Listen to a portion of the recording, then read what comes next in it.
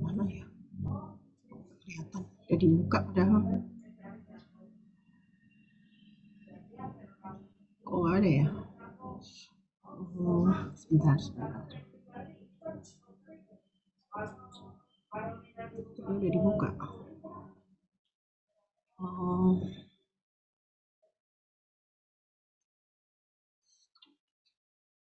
ini ya. Screen. Sebentar. Share screen. Ya ini.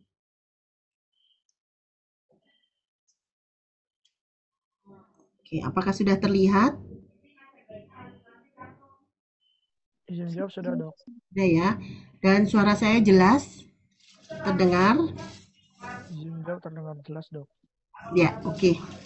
Jadi ini sebetulnya di rumah sakit sedang akreditasi dan ada satu kolega yang tidak masuk, jadi saya jadi di rumah sakit ini. Tapi mudah-mudahan tidak masalah ya. Ini dari Cirende ya semuanya ya? Izin jawab ya, Dok. Di angkatan kami, jemput dari Cirende udah dicampur. Dari mana? Dari jemput dari Cirende sudah Oh, disatukan oke, digabung ya. Oke.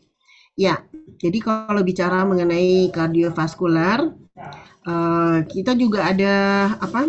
Seringkali kalian mendengar CVD itu cardiovascular disease ya. Kenapa penting? Ada yang tahu?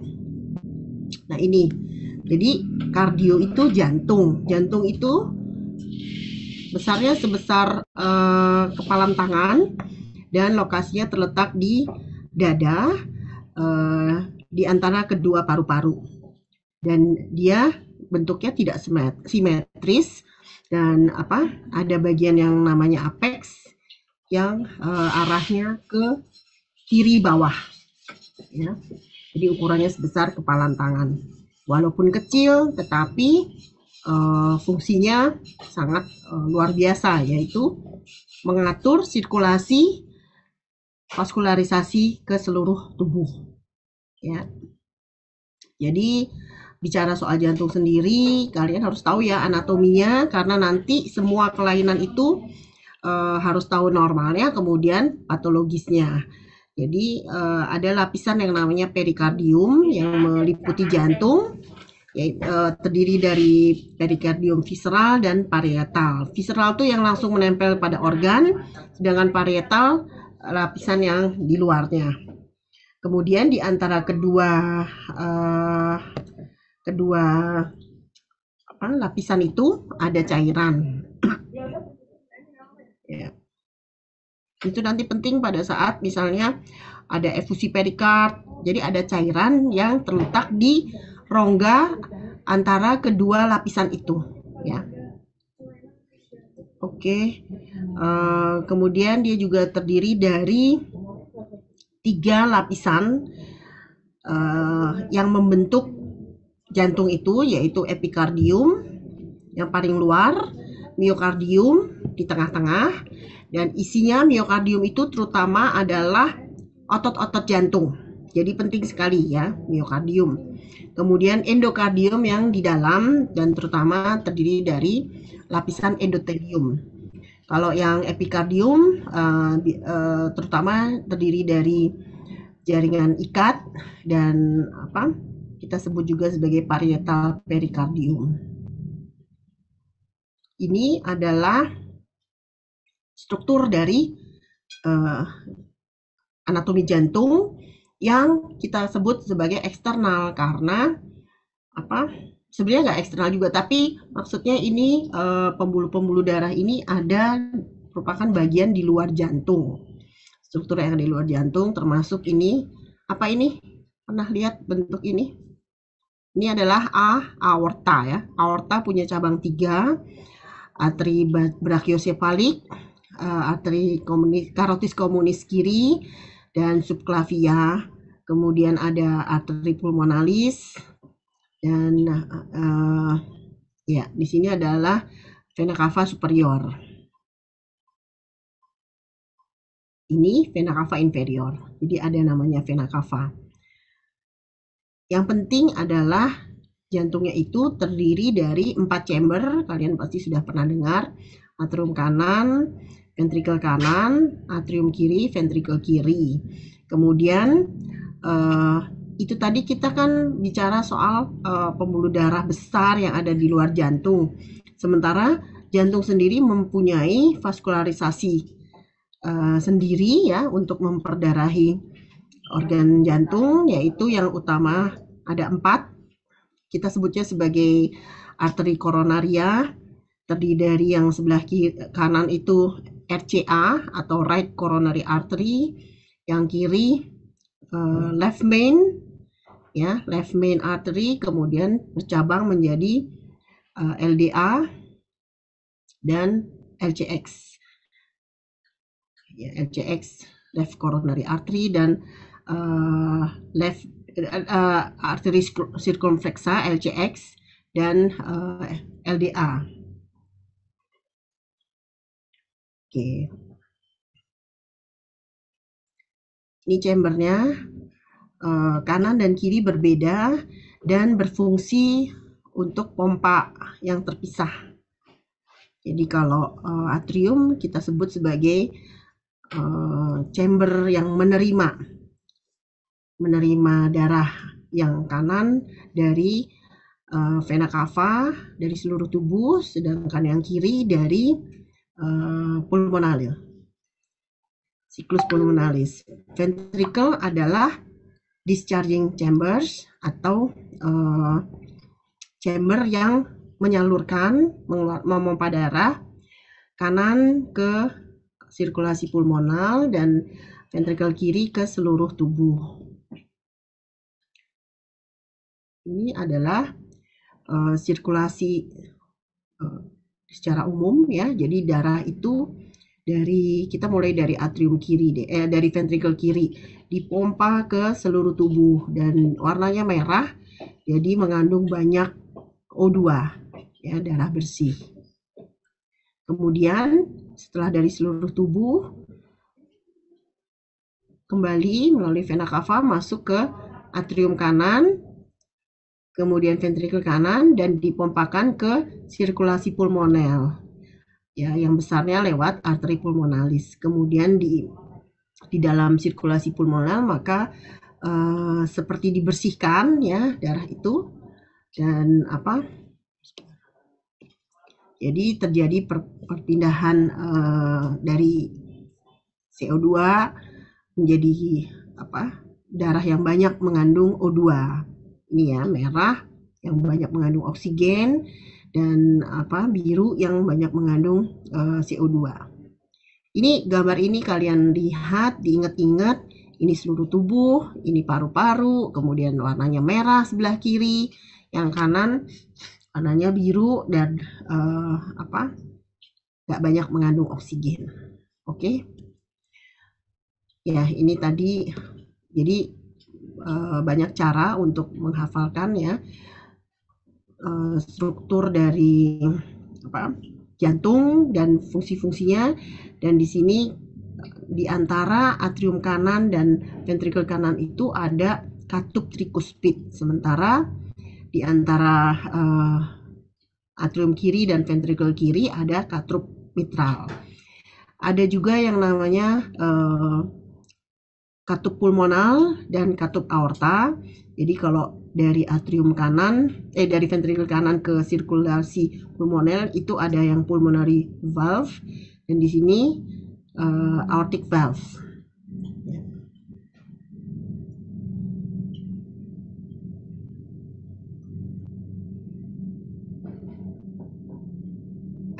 Oke, ini pengulangan. Ya, jangan lupa ya, dilihat terus dan dihafalkan.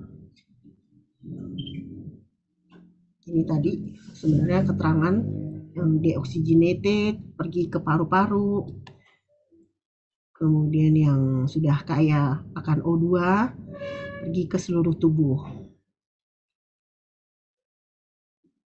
Ini ya, ini sebetulnya ventrikel kiri dan ventrikel kanan itu terlihat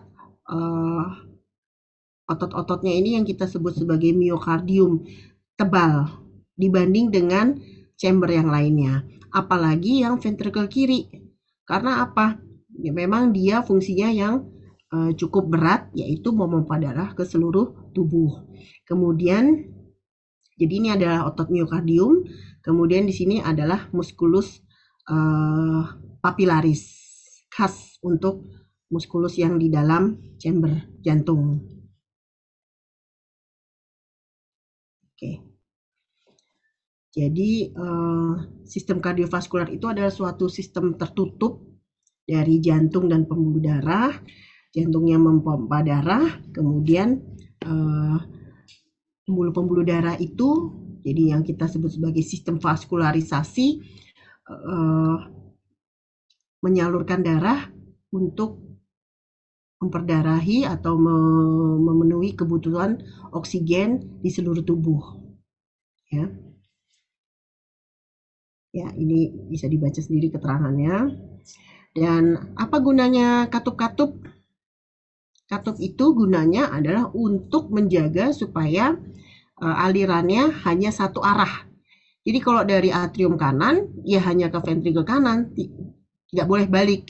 Kalau dari ventrikel kiri, ya ke seluruh tubuh, bukannya dari seluruh tubuh masuk lagi lewat ventrikel kiri. Kalau dari seluruh tubuh, darah yang kotor itu ya masuknya lewat vena cava. Kita memiliki 4, tadi sudah saya tunjukkan, yaitu antara atrium dan ventrikel, bikuspid dan trikuspid. Kemudian antara ventrikel dan arteri, yang tadi katup semilunar pulmonari dan semilunar aortik. Kenapa namanya semilunar? Karena bentuknya seperti bulan setengah. Jadi katup ini, oke, ini yang anak-anak ya. Anak-anak itu baik, pada anak-anak di bawah 1 tahun, maka rongga dadanya belum berkembang dengan sempurna, sehingga kalian tidak bisa mengukur secara seperti orang dewasa kardiotoraksik rasionya, jadi jantungnya berapa, rongga toraksnya berapa. Seperti ini pun normal. Jadi biasanya yang dipakai adalah tabel. Bahkan tabelnya itu sampai 2 tahun ya. Tabel yang seharusnya pada umur sekian rasio antara jantung dan rongga toraksnya sekian. Tapi bukan 50%, karena memang pada saat lahir jantungnya lebih besar, rongga toraksnya belum berkembang sempurna. Setelah beberapa waktu maka akan tercapai yang secara statistik orang-orang itu kurang dari 50%. Ya. Ini adalah foto normal dari anak-anak. Kelihatannya besar ya, tapi ini masih normal karena memang belum berkembang. Ini kelihatan ruang retrokardiak dan retrosternal. Kemudian ini adalah gambaran MRI. Loh, kenapa kok MRI? Ya, karena hati-hati pada anak-anak ya untuk mengerjakan CT scan. Dosis radiasinya jauh lebih besar. Oke, pada anak-anak yang sering terjadi adalah gambaran dari transposition of the great arteries ya. Nah, ini nanti kalau semester 5 juga. Jadi orang radiologi itu suka banget pakai sign. Nah, ini adalah gambaran seperti ini kok menyerupai telur, jadi egg on a string sign. Ini kamu baca sendiri ya. Jadi pada pada kasus transposition of the great arteries, maka yang terjadi adalah biasanya aorta itu di anterior dan pada sebelah kanan. Tetapi pada kasus transposition of the great arteries, maka itu terbalik. Ya. Ini gambaran lagi dari anomalous pulmonary venous return atau snowman sign.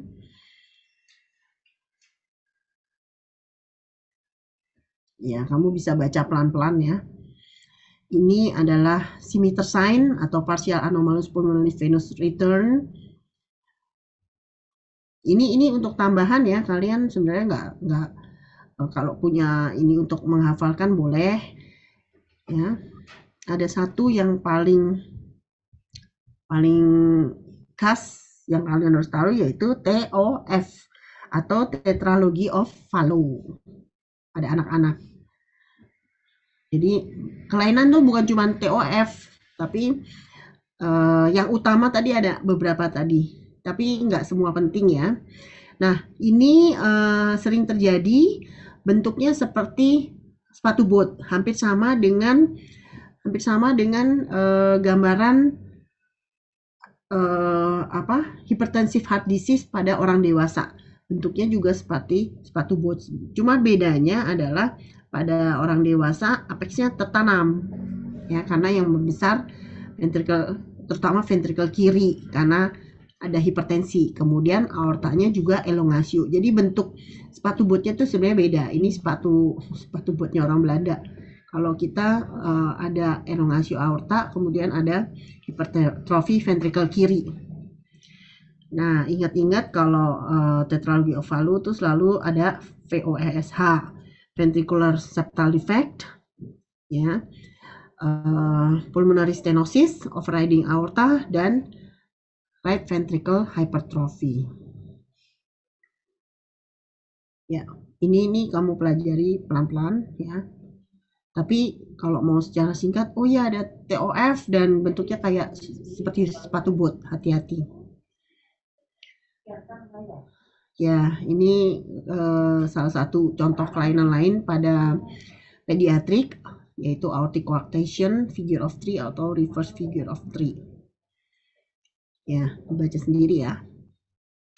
Ini Epstein anomaly atau box shaped heart, karena ada regurgitasi dari trikuspid sehingga terdapat aliran balik. Oke, sekarang imaging itu semakin lama memegang peranan yang semakin penting.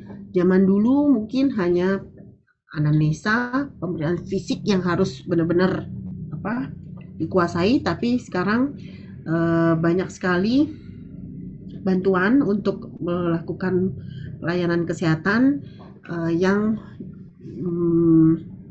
menjadi jauh lebih terbantu dengan adanya imaging ya. Jadi imagingnya tuh medical service-nya ya gitu-gitu aja gitu naiknya, tapi imagingnya berkembang sangat pesat. Jadi pelayanan kesehatan juga meningkat, tetapi kemajuan teknologi jauh lebih meningkat. Nah, ini tadi yang sekilas saya sampaikan juga. Jadi ada nuklir kardiologi, ekokardiografi, MRI, dan CT scan. Ini kalian harus tahu sepintas ya. Kenapa? Yang ada radiasinya mana? PET, CT, dan SPECT CT ada. Echo tidak ada. Cardiac CT ada. MRI tidak ada. Kateterisasi atau angiografi ada. Paling besar SPECT dan PET CT. Semuanya bisa untuk melihat fungsi dari ventricle kiri. Nah, kalau kamu jadi dokter, mana dulu yang dianjurkan? Echo, ya. MRI kalau melihat LV function. Tapi ya, CT melihat coronary patologinya bagus. MRI nggak bisa. Ya, jadi ada lebih, ada kurangnya, tergantung kalian mau investigasi yang mana. Echo nggak ada radiasi, dia hampir bisa semua. Bisa melihat fungsi, Oh sorry, tapi coronary pathology nggak bisa, sorry. Kecuali dilakukan infus ya, intravena ultrasound. Ya itu susah. Ya jadi tergantung kebutuhan ya. Ini nih relatif jarang, ini pemeriksaan yang advance. Ini sudah ada di mana-mana, ini juga di mana-mana available. Ini masih agak jarang. Cardiac cath kenapa? Karena sebetulnya dia ini ya, ini sebenarnya kurang sesuai. Sekarang ya, CT scan bisa jauh dilakukan dengan dosis radiasi yang jauh lebih rendah, mengalahkan cardiac CT. Jadi bisa dengan dosis sekitar 1 milisievert. Jadi makin lama maka CT scan ini bisa menggantikan peran kateterisasi jantung untuk screening. Tetap gold standarnya kateterisasi, dan kalau melakukan tindakan pasang stent itu harus pakai kateterisasi. Tetapi untuk screening maka CT sekarang sudah jauh lebih berkembang. Ini sekarang jauh bisa lebih kecil dosisnya. Ini kamu bisa baca sendiri apa itu SPECT-CT dan PET-CT. Merupakan pemeriksaan nuklir ya, tapi dia bisa memberikan gambaran metabolik dan fungsi yang metaboliknya juga. Jadi sangat sangat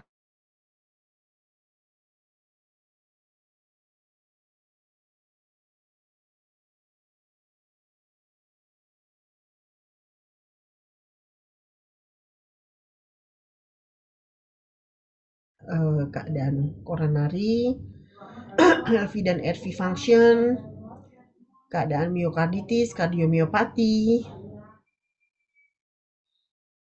hypertension, dan cardiac transplant. Ya, sekarang sudah banyak dipakai ya. Ini gambarnya seperti ini. Jadi jelas. Segmentasinya juga jelas bagian mana saja.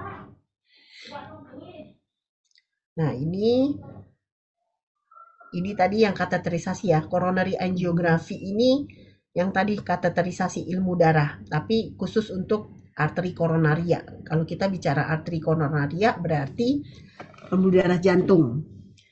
Itu bisa dipasang kateter yang super selektif melalui radial atau femoral atau brachial. Oke, ini adalah golden standard untuk penilaian stenosis koronari.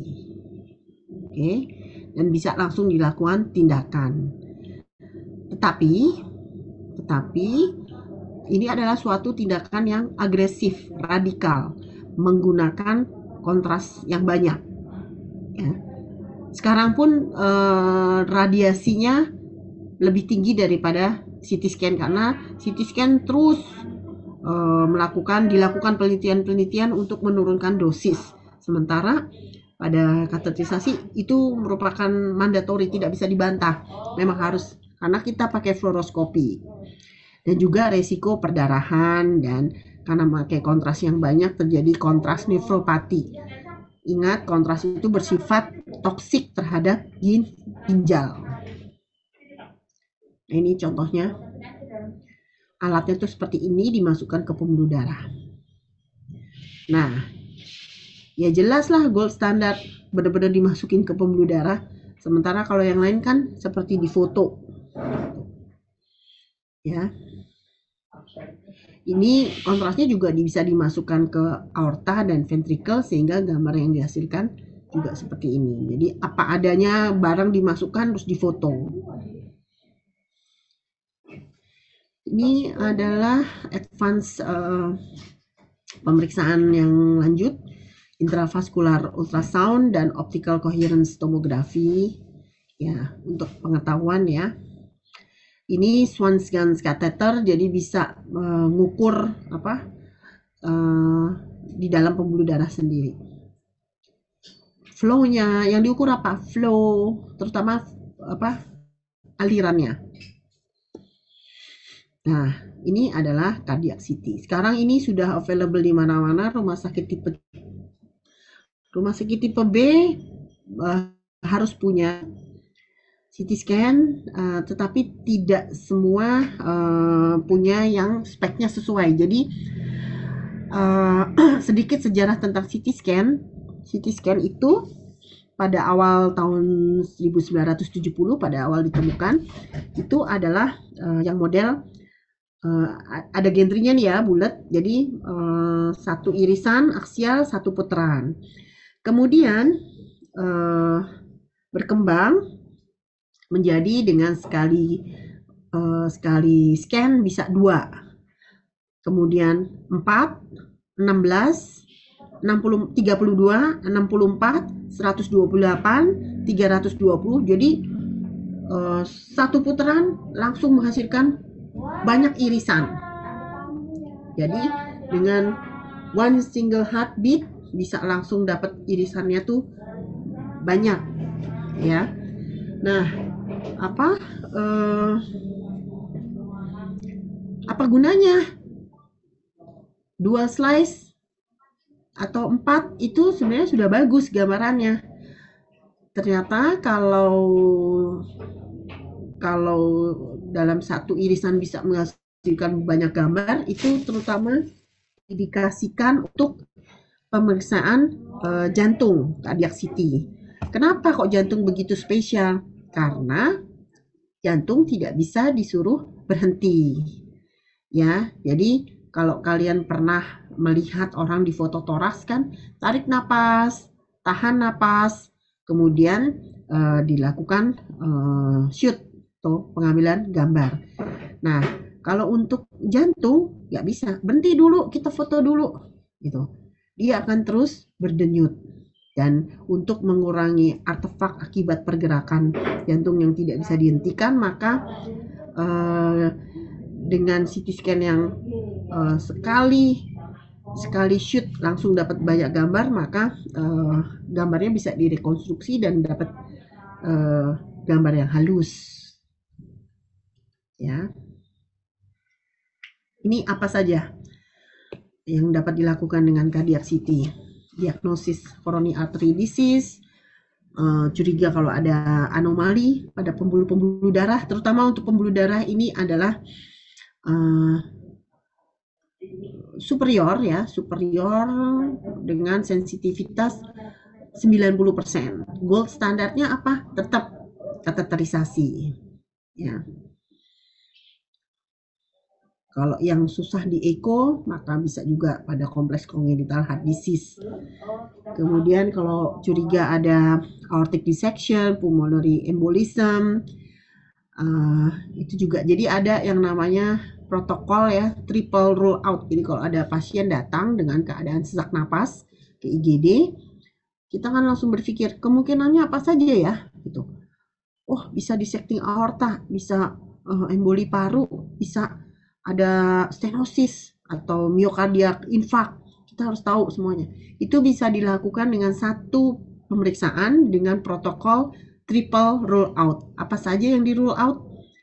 Ini pulmonary embolism, aortic dissection, dan coronary artery disease. Ya, bisa juga untuk melihat massa dan sebagainya ya. Oke. Jadi terutama kalau CT kardiak, kita ngomong CT jantung adalah CT koronarografi. Dipakai kontras ya. Jadi super atau sensitif, cepat dengan informasi tambahan mengenai anatominya, kalau ada anomali, ada kelainan chamber, katup, aorta, paru-paru, dan juga arteri pulmonaria, dan juga calcium score. Pernah dengar calcium score? Calcium score itu kalau ada klasifikasi di pembuluh-pembuluh darah jantung. Nah, itu nanti bisa di scoring dan didapatkan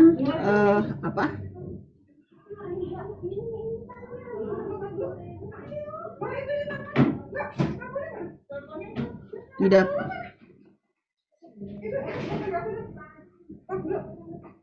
Kenapa? Blukot? Astagfirullah. Iya dok, lagi simulasi. Satu.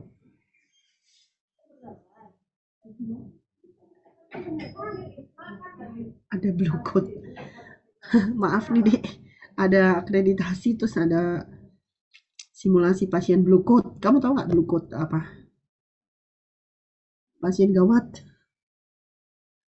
Ya, oke. Maaf nih. Nah, ini CT kardiak ya. Ini aorta dikasih kontras. Makanya warnanya lebih putih. Ini aorta descending. Ini aorta ascendens. Kemudian ini cabang yang kita bilang sebagai LM ya, LM. Kemudian ini nanti ke LAD, ini ke LGX. Ini kamu lihat nih, bagus kan? Tepinya kamu bisa nilai. Kalau ada aterosklerotik bisa kelihatan irreguler, kalibernya menyempit ya. Nah, ini terus kita bisa lihat dengan apa? Maximum intensity projection pembuluh darahnya kita lihat beneran ada stenosis apa enggak. Kalau memang ada stenosis lebih dari 50%, maka itu adalah indikasi untuk dipasang stent. Karena kalau dia kecil dikhawatirkan maka tidak cukup untuk memperdarahi miokardium dan bisa terjadi yang namanya myocardial infarct. Karena myocardial infarction itu adalah suatu keadaan yang irreversible, dan kalau sudah ada myocardial infarct maka akibatnya adalah kebutuhan oksigen di seluruh tubuh atau di seluruh tubuh ya, terutama di otak tidak tercukupi. Nah, ini kalau CT scan juga bisa melihat fungsi. Nah, ini. Nih, kita nanti lihat pergerakannya berapa persen. Keluarnya nanti angka berapa persen ejection. Nah, ini segini pada saat relax, pada saat kontraksi kan darahnya dikeluarkan ke seluruh tubuh, ya kan dia mengecil. Nah, pada kasus-kasus yang sudah heart failure atau heart insufficiency, maka ini nggak bisa sebagus ini. Ini kan sekitar 80%, 90%. Kalau 30% itu bedanya cuma sedikit. Jadi jantung tidak bisa memompa dengan adequate ke seluruh tubuh. Ini adalah contoh dari cardiac MR. Ya, fungsinya apa? Melihat plak, anatomi dan morfologi, fungsi gerakan dari dindingnya, melihat adanya viabilitas, apa kalau ada scar itu artinya sudah ada kematian jaringan, perfusi, angiografi, dan coronary MRA. Ini bisa melihat dari myocardial viability, bahkan menjadi gold standard ya, MRI. Ya, best for myocardial diseases untuk melihat LV dan RV volumes. Kekurangannya mahal, lama, operator dependent, harus dibaca oleh expert. Dan ini klaustrofobia ini apa? Orang yang takut berada di dalam ruangan sempit, dan juga tidak untuk orang yang mempunyai protese besi yang karena kan dia magnetik, pakai gelombang magnet, sehingga kalau ada yang besi itu akan ditarik oleh magnetnya. Jadi kalau pakai pen yang bukan terbuat dari platinum, maka itu merupakan kontraindikasi untuk MRI.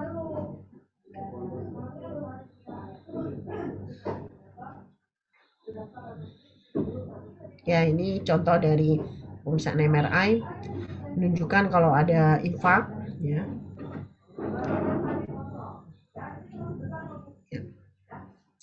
Jadi kalau mau mengerjakan pemeriksaan itu bagaimana? Ya tergantung dari kebutuhan klinisnya. Kamu lebih mau lihat apa? Lebih mau lihat keadaan pembuluh darah? Ya pilih CT scan, gold standard angiografi. Lebih mau lihat keadaan miokardium? Bisa macam-macam fungsinya, pakai kedokteran nuklir, bisa juga pakai MRI. Dan untuk melihat miokardiumnya, MRI yang best yang tadi ya, misalnya. Nah ini misalnya, oh dia tuh kayaknya ada coronary artery disease, apa yang bisa dilakukan? Oh bisa CTI. Baru kalau misalnya risikonya tinggi, bisa pakai apa? Uh, ini sebenarnya nuclear scan. Ya, ini tuh contoh-contohnya ya. Chest pain. Oh ya, kalau kamu lebih tertarik untuk melihat fungsinya, bisa pakai apa? Perfusion atau CT juga bisa koronaria. Ini hampir sama ya, equivokal. Oke, kalau ada coronary anomalies bisa CT atau MR. Ya.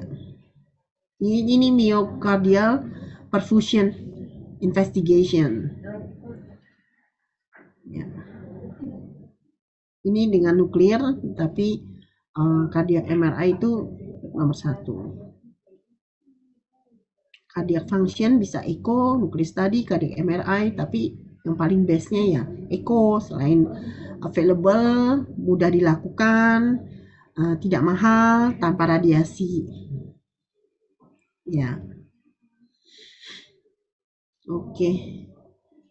Ini ya untuk melihat keadaan perikardium bisa dilihat di sini ya.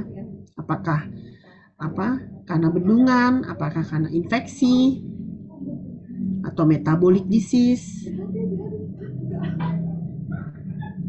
Ini post bypass. Ini pakai CT scan sangat bagus, kamu bisa lihat ininya. Pembuluh darah yang buatan yang ditambahkan ya. Jadi bisa untuk mapping.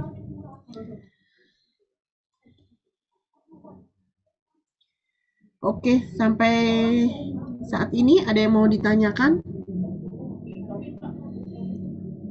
Oh, ini tadi yang saya sudah katakan, TRO, triple rule out, untuk melihat, menyingkirkan atau menemukan ya pulmonary emboli, aortic dissection atau coronary artery disease. Pasiennya biasanya datang dengan acute chest pain. Jadi pemeriksaan dengan CT scan dengan protokol triple rule out itu dikerjakannya bisa cepat dan hasilnya juga cepat dan cukup sensitif, super bahkan. Ya, ini gambarannya. Jadi kalau ada pulmonary emboli bisa kelihatan. Ini kita bisa melihat gambaran arteri koronaria. Ya, dan ini kita bisa melihat aortanya juga nih. Nah, ini aortanya gimana keadaannya semua. Kalau ada dissecting kelihatan. Ini pembuluh darah arterinya, dan ini kalau ada emboli. Oke. Apakah ada satu pemeriksaan yang semuanya? Ya nggak ada. Ya. Kamu sebagai dokter yang harus ya no simple recipes, tapi pemilihan pemeriksaan yang tepat tergantung dari kebutuhan klinis. Oke. Jadi kalau tanpa imaging zaman sekarang dokter itu seperti berang-berang.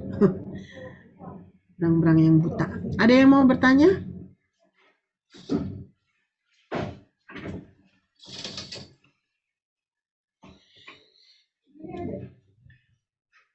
Coba lihat. Ya.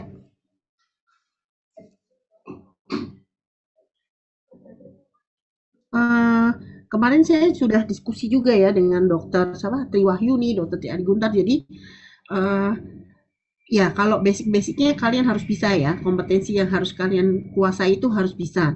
Tapi kemudian saya juga harus memperkenalkan tentang kemajuan teknologi untuk masing-masing modul. Misalnya untuk kardiorespirasi ada apa. Jadi bukan berarti kalian harus bisa baca MRI atau nuklir scan, tapi kalian tahu gunanya apa, ya. Oke, ada yang mau ditanya?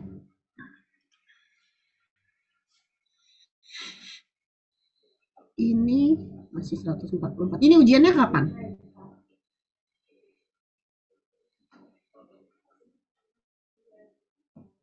Izin jawab dok, kurang lebih masih 3 minggu lagi dok. Oh iya, alhamdulillah ya masih lama.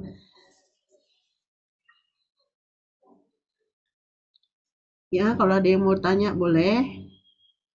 Kalau tidak ada, ya selesai ya. Ini kita harusnya sampai jam berapa? 14.40 ya. Masih ada 15 menit lagi sih. Tapi ya kan kalau kardiovaskuler ya, kalau foto polos ya itu tadi yang sudah saya sampaikan. Kamu palingan lihat gambar-gambarnya, terus diagramnya sudah dikasih, melihat jantung, kemudian keadaan pembuluh darahnya. Ya contoh-contohnya. Yang penting adalah tahu kalau ada apa kardiomegali dan bentuknya bagaimana, kemudian vaskularisasi udema paru ya, udema paru. Terus sama efusi perikardial atau efusi. Jadi kalau ada efusi itu bisa karena infeksi, bisa karena bendungan paru. Itu yang harus diingat.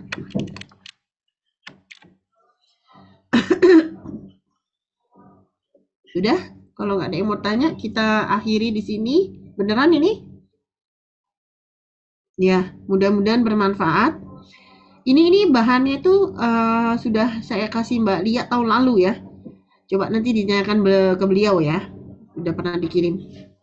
Ya, nanti sampai ketemu lagi mungkin di acara selanjutnya CSL atau yang lainnya. Selamat belajar. Mohon maaf kalau punya kekurangan. Wassalamualaikum warahmatullahi wabarakatuh. Waalaikumsalam warahmatullahi wabarakatuh. Waalaikumsalam Terima kasih banyak dokter. Terima kasih banyak dokter. Waalaikumsalam, terima kasih banyak dok. Iya, izin live ya. Baik dokter, terima kasih.